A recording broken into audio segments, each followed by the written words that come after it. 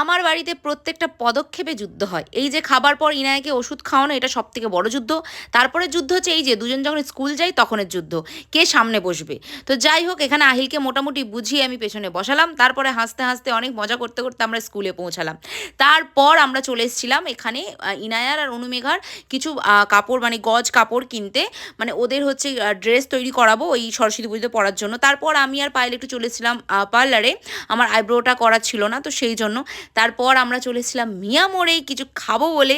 আর যেহেতু Valentine week চলছে, তো সুন্দর সুন্দর কিছু খাবারও দেখতে পেলাম, সুন্দর সুন্দর কিছু কেক দেখলাম যেগুলো বেশ ভালো লাগছিল।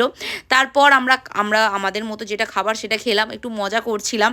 আর এটা নিয়ে আমরা খুব টানাটানি করছিলাম, আর বেশ ভালোও লাগছিল। তারপর আমরা একটা সোনার দোকানে এসেছিলাম, পায়েলের একটা চোকার নেবার ছিল, এই চোকারটা আমার খুব পছন্দ হয়েছে। তোমাদের কেমন লাগছে অবশ্যই বলো।